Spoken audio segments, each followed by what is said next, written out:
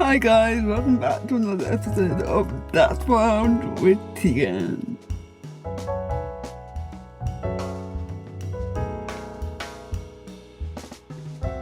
So this week I thought I'd just tell you about my time in Amsterdam and who I went and what I got up to, and also to talk about general life. Maybe, I don't know. We'll see. I feel like this week I'm on the edge of psychosis because I'm in my PMS week and my hormones are crazy. And this week I don't know what it is about PMS, but my brain just goes on 100 miles per hour, like it's gonna explode at any minute. So I wasn't even gonna film today, but I wanted to stick to my schedule and make sure that I had a video for you this week. So if I don't seem as upbeat or smiley, that's the reason why, because I am fighting my inner thoughts right now. But anyway, let's talk about Amsterdam, because I actually loved Amsterdam. It was one of Jesus. It was one of my favourite trips that I've been on so far, I think. First of all, from England, it's only an hour and a half flight, which is quicker than going to London for me. So it's only an hour and a half from London. No, it's only an hour and a half flight, which is basically at the same time as what it would take for me to get a train to London. So it's very close by. And on the flight, I watched The Summer I Turned Pretty. So I enjoyed my flight. And the accessibility over there in Amsterdam is so good. Even at the airport, the staff met us at the airport door, and it's very quick and easy to get through security. And even when you get through security and customs and the luggage area, because everything's so interconnected there, the airport transitioned into the train station, which then takes you into the centre of Amsterdam. So the accessibility team at the airport literally dropped us to the train station, to the right train, and all I had to do was just get on the train, and then I think it was 3 stops to Central, and it was so easy to do. Literally, because the airport basically extends into the train station, and then when you get there, you go down in a lift, and then you just get on the train. And it's the most simplest system that I've ever seen. And also the trains over there have automatic ramps, which just makes sense. I don't understand why in England we have manual ramps that people have to pre-order, and then someone has to be there to be able to put it on, take it off. When in Europe and in other countries, they have automatic ramps built into the trains.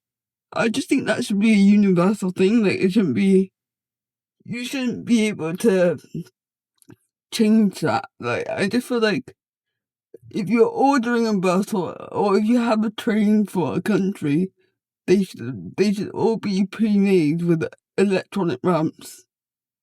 Because that just makes sense. Well, why wouldn't you do that? It just makes sense to have an accessible feature that doesn't require additional people to be able to use. It's more accessible to have the ramp available to anyone at any time, rather than ordering it and relying on other people to put it up and down. And in London, I know loads of people get stuck on the train where someone's not there to help them get off. Whereas in Amsterdam, the ramp is always there and is always available. All you got to do is press a button and it extends and you can get on and off. So why isn't that just a universal feature in all transport? I don't understand. That did confuse me, but I loved it because it was really easy for me to navigate and figure out my transport. I can think of the word. Figure out my transport route and everything. And even from the train station when we got there, most of the hotels are about a 5 to 10 minute walk away from the train station, so it's really easy and accessible to get around. And as long as you got like Wi-Fi or like internet of some sort, you just need your maps to be able to navigate. But it was really easy, and all of the roads there are so flat, and they have one thing that I did notice is that they also had within the pavement they have, I don't know what they're actually called, but they're like, I know that they're for people that are blind that carry a cane to be able to know what way to go and to stay in a straight line going down the street. But they have like these tiles with little grooves in them, so they could put a cane in the groove, and then that guides them down the street safely. They have that everywhere, which I feel like in England we don't really have that feature. There's more European than, well, we are in Europe, but like it's more European than in England. We don't really, but I've not seen that feature in roads here. But I noticed it there a lot, and I really liked it. And they also have more accessibility overall. That they have the crossings are more auditory. That word, audibly louder, I guess. But you can hear the countdown, so you know how long you have to cross the road. I don't know, I just kept finding lots of little things that I just thought were really cool about Amsterdam and their accessibility. And I mean, I'll share more on my Instagram and TikTok about my whole stay and where I stayed in the hotel and what I thought about it. But overall, it was really accessible and really easy for me to get around and navigate, and I will be going back because I enjoyed it a lot. And there's lots that I did there, but there's lots that I still want to do, so I definitely will be going back. Um, but anyway, the reason why I ended up going to Amsterdam was to see Erin LeCount in concert, and we were laughing because I think we were seeing Erin on the second day that we were there. We almost forgot that that was the reason why we were there, because we were so busy the day before and the day of that we just totally forgot that that was the reason why we actually came. But Erin's concert was so good. Like, it's unbelievable that she is much bigger than what she already is, because she has the most incredible voice. She's an amazing producer. She can cook what's the word? But like, she composes her own music, and it's so beautiful and so just talented work. I can't believe it. And by the second song, I was already crying, and I do not cry. But seeing this girl like get her moment and get her, like, everyone in the crowd knew the words to her song and was singing it back to her, and I was just crying because I was like, this is her moment, and this is just so nice to see her get the recognition and the love and the support that she so deserves. And also, the song fucking broke my heart because, like, I think this was the first song that I actually found of hers. And I found her on TikTok actually, but the first song that I heard of her was Marble Art, and it was also like right after a breakup. So it kind of hit home. It was pretty tough. And hearing it live was like, my emotions went out the window. I was like bawling my eyes out. I couldn't even sing to the song because I was like, I knew that if my mouth, my tears are gonna, like, I'm gonna spiral. So I just sat quietly with my tears streaming down my face, just enjoying the show and like recording, because I thought if I start singing, I'm gonna end up bawling and then I'll ruin my film. So I was like, yeah, I'm not gonna sing this one. But I enjoyed it so much. She literally is one of the most talented artists, and I can't wait to like see her journey over the years. And I'm just really excited for her, and I'm excited for like in 10 years' time, when people say, "Oh, like, how long have you known about Erin?" And I could say that I went to her first ever tour in Amsterdam, and how amazing she was then, and how amazing she probably will be in 10 years' time. So, if you haven't already listened to Erin, please do. It's Erin LeCount, and her new album is absolutely incredible, but also her old music is also as incredible. So please go listen, because I cannot stop chatting about her until people do. She's literally one of the most incredible artists that I've ever seen, and I cannot wait to see where her journey goes. But beyond Darren, we did a lot in Amsterdam. We fit in an awful lot in 3 days. I think we landed in Amsterdam around 4 p.m. on Sunday, and then we had Monday and Tuesday all day until about 5 p.m. And our flight was at 7:30 p.m. on the Tuesday. So within that time, we did. What did we do? We went to the lookout on the last day, which we did. Do you know what? I'm gonna say out of order. I'm not gonna be able to say what we did in the order of days, because I know that I'll forget. But the first day, I'm pretty sure we went on a cruise down the river. Is it a river? I don't know. I think it is a river. We went down a cruise, and on the cruise you get a tour of where everything is, where all the main attractions are, where the museums are, like how Amsterdam became Amsterdam. And that was really interesting, actually. The only thing that was a bit annoying is that we were in a canal boat that was covered, so that we couldn't see it very clearly. We couldn't see clearly out the windows. But also, we were so tired that the movement of the boat kept putting us to sleep. So we were fighting to try and stay awake. It was quite hard. And then we went and had dinner at this lovely little tapas restaurant. One thing that I didn't know was that in Amsterdam, they love tapas, and they love Spanish, French combo food. So you either get a lot of French dishes, or a lot of them are Spanish or Mexican tapas, which I actually love. So I enjoyed a lot of the food there. And I had chorizo and this chickpea spinach soup thing, and then some form of potato. I can't remember what it was now, but it was delicious. And I had a beer to go with it, and that was also delicious. So I had a lovely time on the cruise.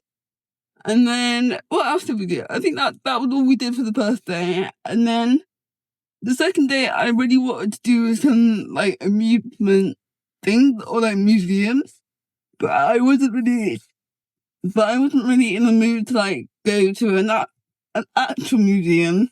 So we did, but actually no, we did. We went to the exotic museum. We went to the exotic museum, which is on the red light district, which is a very interesting place. I must say, it's very interesting. I don't even know how much I can say about it online, but it is it's not what I thought it was gonna be. It's much more the only way that I can describe it in my head is almost like a catalogue, a street that is a catalogue. You can see everything, and then if you want to purchase it, you can give a little knock and purchase. But yeah, that's not what I expected. Expected it to be, but it was quite interesting to actually witness it happening in person. But I went to the Exotic Museum, which was also the most hilarious thing, and I loved it. I just thought it was so funny because it shows how sex, or how the representation of sex has changed over time, and how before it was so normalized and expressive and appreciated, and now people are more prudish and not wanting to overshare, not wanting to be out there, I guess. It was a very different, but I enjoyed it. I enjoyed looking at everything and like learning about the evolution of exoticness or exotic sex. I don't know, but it was interesting. And then the other excursion that we did was I really wanted to go to the Van Gogh Museum, but I also knew that I would get really bored after a while, because I can do art, but I have to be in the right mood for looking at art all day, and I wasn't really in that mood. So we went to the Van Gogh, and I think it's Rebrand. I can't remember the exact name, but it's basically the story of Van Gogh, but they project it onto the walls of a church. So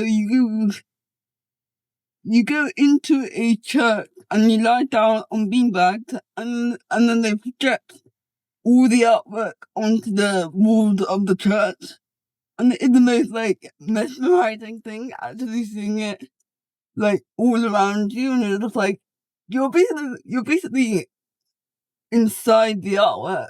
It's very just like surreal and beautiful. I feel like if you don't like doing museums where you just go and look, this is a very nice way of doing it, because you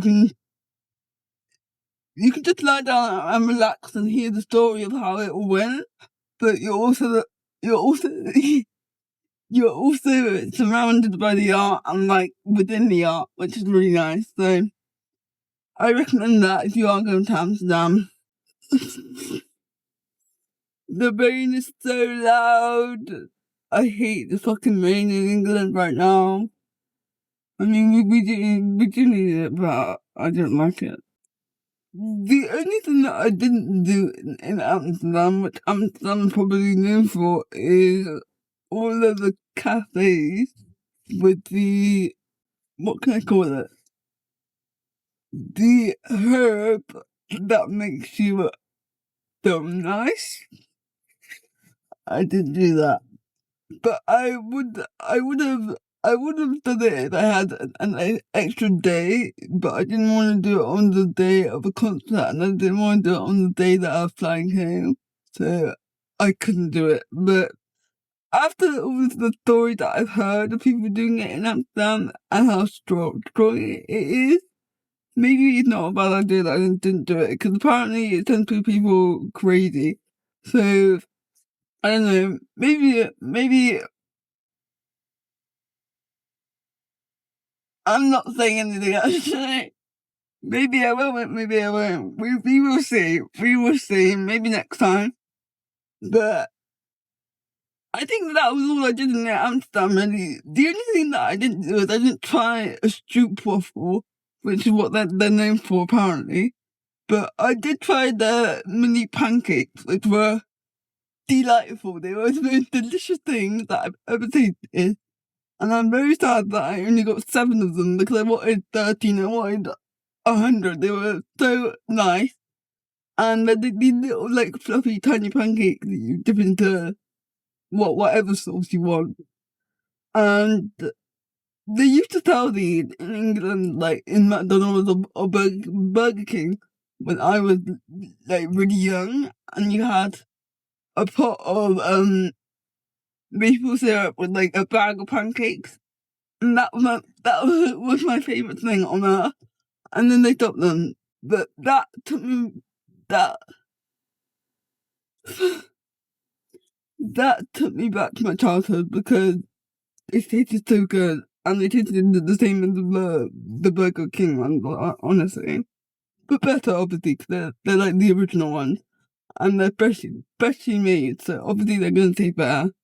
But that's definitely also something that you should do when you're there, because they are delightful.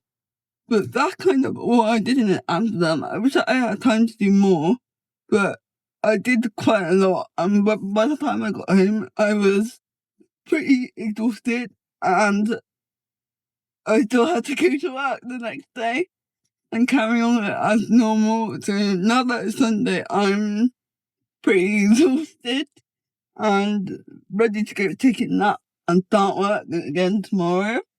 But yeah, I mean, I will be going back to Amsterdam at some point, but maybe not this year, but maybe next year, because it literally like down the road, like it's quicker to go to Amsterdam than it is to go to London.